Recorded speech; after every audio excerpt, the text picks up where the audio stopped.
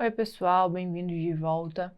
Na aula passada, a gente já começou a falar sobre o escoamento de Couette.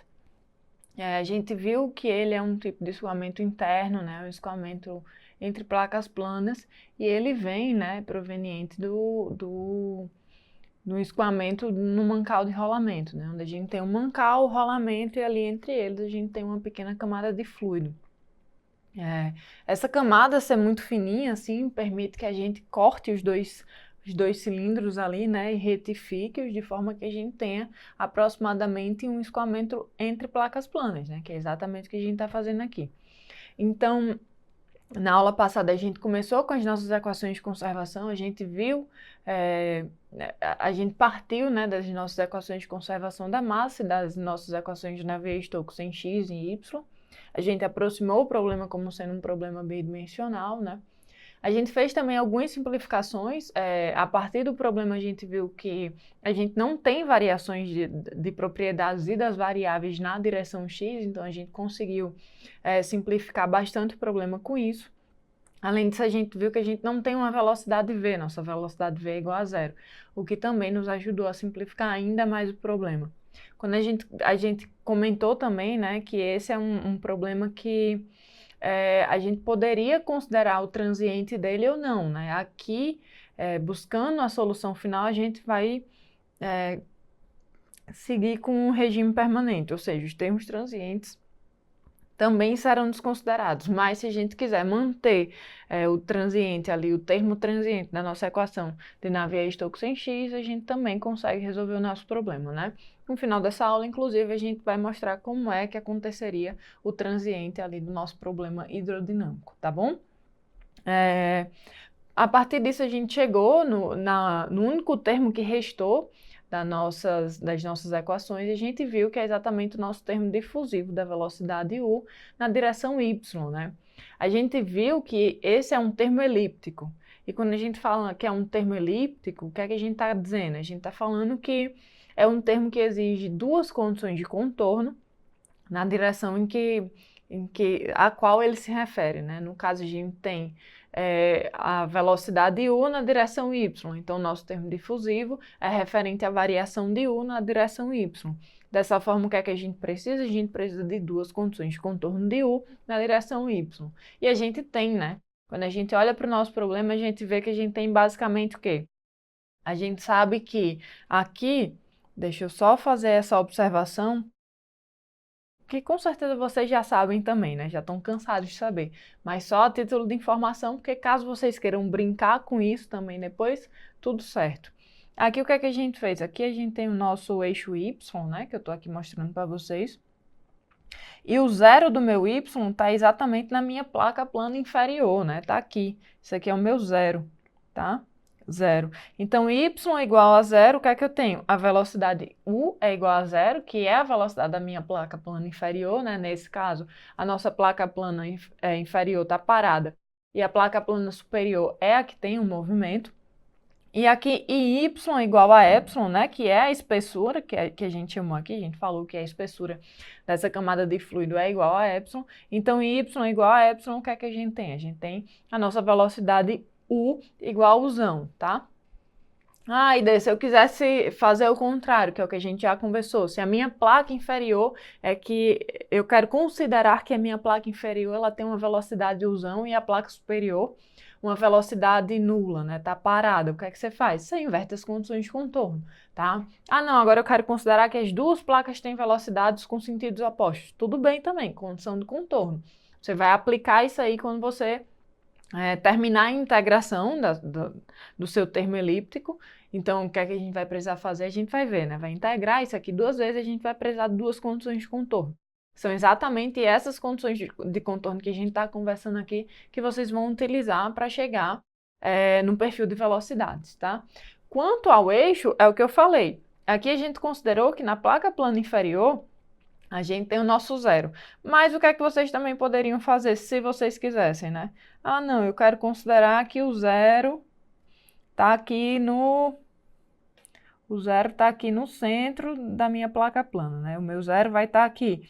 E isso aqui vai ser epsilon sobre 2, menos epsilon sobre 2, e aqui é epsilon sobre 2. Você também poderia fazer isso, né? Como eu estou comentando, é tudo questão de referência e das suas condições de contorno.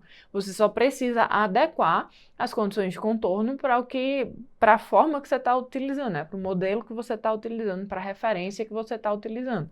Nesse caso aqui, onde a gente tem o zero ali no meio, a gente sabe que em menos epsilon em y igual a menos epsilon sobre 2, a gente tem que u vai ser igual a zero, e aqui y igual a epsilon sobre 2, a gente tem que u vai ser igual a uzão, tá? Então, são coisas assim, vocês podem adotar o referencial que vocês quiserem e podem adotar também as condições de contorno que vocês quiserem, até, como eu já comentei, né? Até legal para brincar um pouquinho com isso, tá?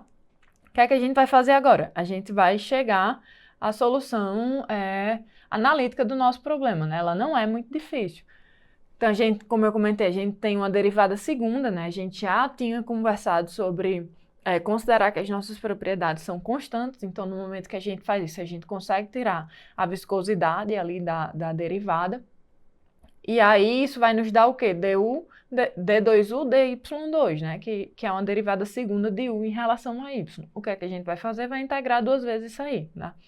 Então, a gente integra a primeira vez, a gente vai ter que isso vai ser igual a C1, né, que é o que a gente tem aqui, ó.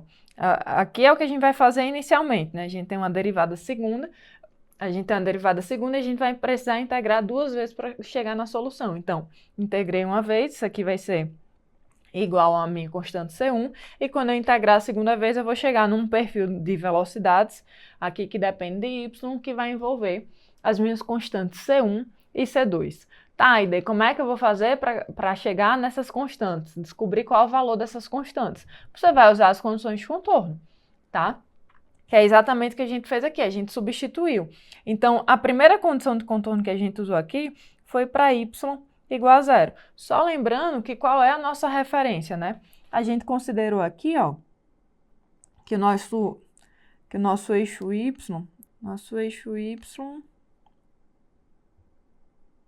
tá aqui, né? Continua troncho, mas aqui tá o nosso eixo y, e aqui é o nosso y igual a zero, né? Então, y igual a zero, a gente sabe que a nossa velocidade, u, é igual a zero, a nossa placa parada. Então, o que é que a gente fez aqui? A gente só substituiu, tá? Quando a gente substitui, a gente chega à conclusão de que C2 é igual a zero, tá bom? Então, a gente já descobriu a nossa primeira constante. O que é que a gente vai fazer agora? A gente vai substituir a nossa segunda condição de contorno. Qual é a nossa segunda condição de contorno? Em y igual a epsilon, eu tenho que u é igual a uzão, tá? Vou fazer o quê? Vou substituir. Exatamente o que a gente fez aqui, né? Substituir, eu já sei que C2 é igual a zero, então eu descubro que C1 é igual a uzão sobre epsilon, tá? Quando eu rearranjo aqui, né, só substituir C1 e C2, e aí a gente chega nesse perfil de velocidades que a gente tem para o escoamento de coete, claro, considerando esse referencial, né, que a gente já mostrou, e essas condições de contorno. Então, a gente chega nesse perfil de velocidades. E isso é o quê? Uma reta, né? Que é o que a gente já imaginava. Afinal, qual vai ser a cara do nosso perfil de velocidade aqui? Eu tenho zero na placa plana inferior e na placa plana superior eu tenho uzão. Então, aqui eu tenho uzão e a velocidade vai diminuindo, né? Até chegar na velocidade u igual a zero, quando eu chegar lá em y igual a zero. Esse é o nosso perfil de velocidades, tá? Então, isso aqui é uma reta. Claro, esse resultado que a gente chegou é para quê? Para o regime permanente, né? Como a gente já tinha conversado, a gente considerou que a gente está trabalhando com regime permanente aqui. Se a gente tivesse deixado o termo transiente, então a gente teria um resultado também para transiente. Mas o que é que a gente pode fazer aqui? Como é o comportamento do transiente desse problema, né?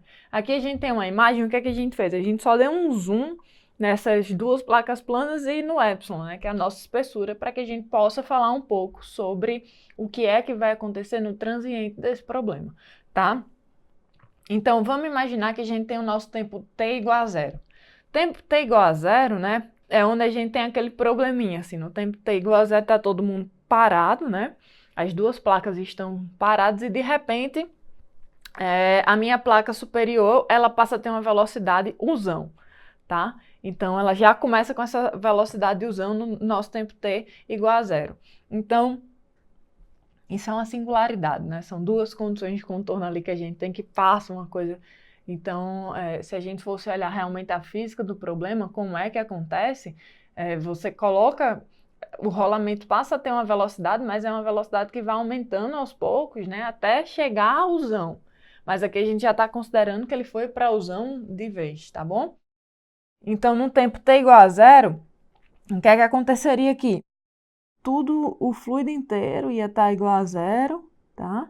E aqui bem próximo à parede, Uzão, tá? Isso aqui no nosso tempo t0. Num tempo, por exemplo, t1, o que é que a gente ia ter aqui, né? A gente ia ter a mesma reta, deixa eu desenhar aqui, só que uma maior quantidade de fluido já teria uma velocidade diferente de zero, né? Isso aqui seria o nosso T1. Num tempo já T3, o que é que a gente ia ter, né? Aqui, ó, uma parte do fluido ainda ia estar em zero, mas aqui a gente já ia ter uma outra parte do fluido com velocidade, né, diferente de zero. Aqui já seria um tempo, sei lá, T4, né? Isso vai continuar até quando? Até atingir o regime permanente. E no regime permanente, o que é que a gente vai ter? A reta, né? A gente acabou de ver lá. A gente vai ter uma reta aqui, onde onde o fluido que está ali encostado com a placa superior vai ter velocidade U, e o fluido que vai estar encostado aqui na placa inferior vai ter a nossa velocidade U igual a zero, né? E o restante do fluido, ele vai, né, tendo uma velocidade que vai variar de acordo com aquela equação que a gente acabou de deduzir. Então, esse é o comportamento transiente, né?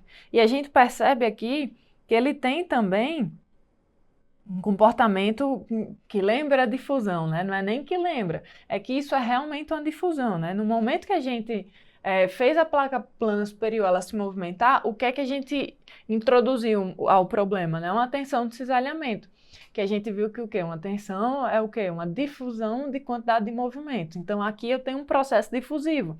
E olha lá o termo que a gente viu, né? O único que restou do nosso modelo matemático é um termo difusivo. Então, a gente tem um problema aqui que é puramente difusivo. Então, eu tenho a difusão da quantidade de movimento, que se deu por conta da entrada ali da tensão de cisalhamento, quando a gente fez a placa plana se movimentar, né? E essa difusão vai passando para as camadas de fluido até atingir lá o fluido inteiro, tá bom? Então, é basicamente isso que acontece, é basicamente isso que a gente tem aqui no nosso probleminha de Coet, né? Esse é o comportamento do transiente e é basicamente um problema difusivo, tá? Então, aqui a gente encerra a nossa aula sobre escoamento de Coet, tá?